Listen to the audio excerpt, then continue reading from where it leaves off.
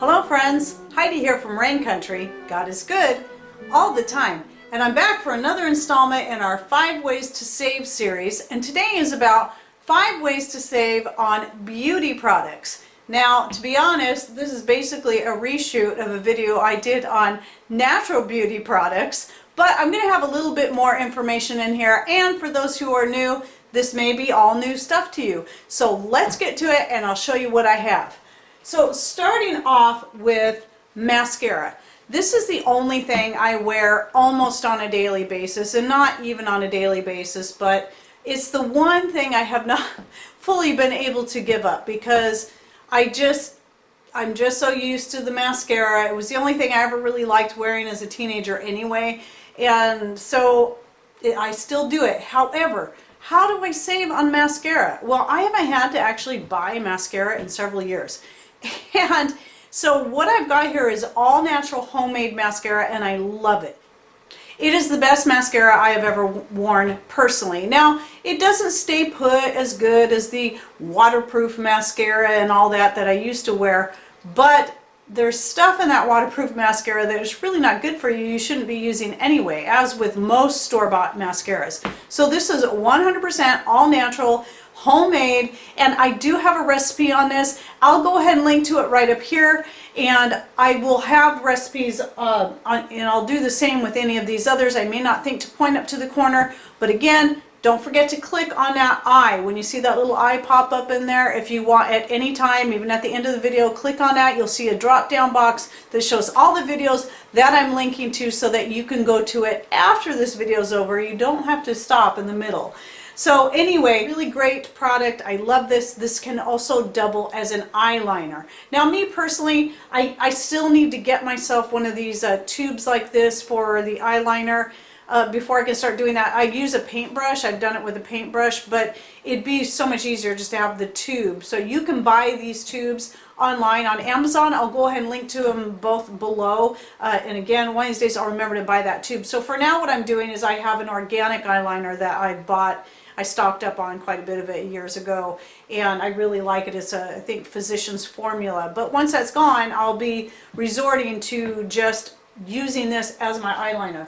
And hopefully by then I'll remember to grab that, to buy that tube. But I just keep using the same tubes over and over. I have a couple of these, and I keep one in my purse and then one in my little makeup bag. And yeah, so once I have that tube and I can start using this, that's pretty much all I wear. And I do wear lip balm just to keep my lips from being dry, but that's about it. However, moving on to the lip balm, what is a good idea for lipstick for those who like color? I'm not wearing any color at this time, but you can do your homemade lip balm, and I again have a recipe on that. And this one has just a little tiny bit of color added to it. I had one, I'm not sure where I put it, but one that I did in that last video where I had a nice dark brown. And you can make your own colored lip balm. And I've got at least 3 color ideas for you I'm going to throw at you. My favorite is to use cocoa powder to add color, and you can just keep adding it in there until you get the depth of color that you want. Since I never wear it, like I said, I made that colored one up for that last video, but I never wear it because I just like plain old lip balm without color. I'm fine with that. But some other ideas, if you really feel like you need color, and maybe brown isn't your thing. I love brown, but beet powder. Beet, your own homegrown, if you can, beet powder. You grow your beets, you dry them up, and then you get, that will add a nice kind of pinkish burgundy type color to your lip balm. And then the other one is the red cabbage, which actually is purple. Once it's all dried up, it has a very nice purple color. A couple months ago, I did take some of this and blended it in with just a little tiny bit of lip balm just to see what it would do. And it did add a nice kind of purplish tint to the lips. And this used to be back when I used to wear lip color. Besides the brown, on occasion I did like kind of more of a purple tint. So if I was still into that, this is what I would be doing. So there's a couple of ideas. I'm sure you can think of more. There's all kinds of vegetables out there and fruits that you can dehydrate and then powder up, like using your coffee grinder. I'll go ahead and link to my Mr. Coffee grinder that I like to use for making these powders down below. You can even take the cocoa powder and blend it with maybe the beet powder, or the beet powder with the red cabbage, or the cocoa powder with the red cabbage, and come up with a completely unique color that's totally you. And so the possibilities are really endless, even with just those 3 type of items for coloring your lip balm. So there's a really frugal way to get a lip color. Just make your own lip balm and add some color to it. And or you could just be like me and just do lip balm and be happy with that. Now, another item that I have made that I very, very infrequently use, it's very rare, and it's only if I absolutely need it, and that is my homemade face powder. And again, I have a video recipe on this. It's really only 3 ingredients in here, and it's all natural. And typically what you're going to look at when it comes to making this kind of stuff, the initial investment of buying the products, I always like to buy things like the French green clay powder that is in this. It's not super cheap, but if you buy a pound of it, it's actually, it lasts forever. I've had the same bag of French green powder, actually have it in a jar now, for quite a few years. Of course, I don't use this stuff very much. This is only when I really need it. I get a blemish or something, then I just take my little brush and brush it on there, or whatever. I mean, maybe my face is a little red or something, but that is so incredibly rare. I almost never need this stuff, but it's nice to have it when I'm going to go out somewhere and maybe I do have a blemish or a scratch or something I just kind of want to hide. This works really well, and it's all natural, and it's so cheap in the long run. Again, the investment to start off with to get the French green clay, the rest of it is really cheap. It's either tapioca or arrowroot powder, you know, or even cornstarch if you can find organic non-GMO cornstarch, and then your cocoa powder, which I always have cocoa powder on hand, or cacao, because I always use the raw, and I always have that for making chocolate syrup, and all kinds of stuff, and so that's always on hand, as is the tapioca and arrowroot powders, because I use those in a lot of things. So those aren't big investments for me. The French green clay was, but again, I've been using the same bag for several years, so the cost is saved me. Even if I was to wear this on a daily basis, I'm pretty sure I still would not be through that bag, even in the several years I've had it. So just wow, big savings there if you're into wearing, you know, some kind of makeup, you know, some kind of cover. Again, this is gonna be a lot lighter. But the great thing about it is, just like with the colored lip balm, you can adjust the color to suit your skin tone and keep working with it until you have it the way you want it.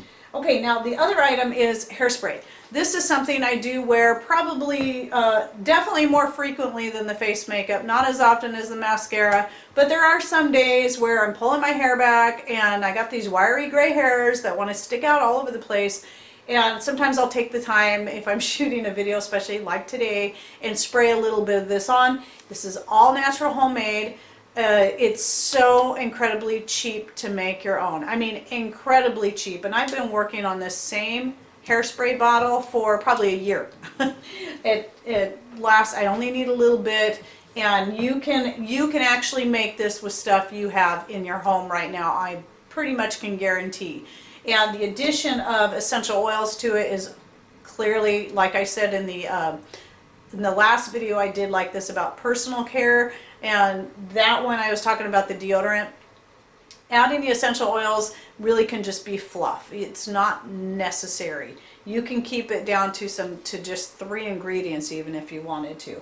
So go ahead and check those videos out so you can learn how to make your own hairspray. It's very effective and it's all natural, so you're not getting all those toxins and all that kind of stuff. So that's the great thing, is the natural way is frugal, both in cost as far as the money invested in the makeup products, but also it's saving you in your health because you're not exposing yourself to all the toxins that you're in, the parabens and just all that garbage they put in the store-bought hairsprays and makeups.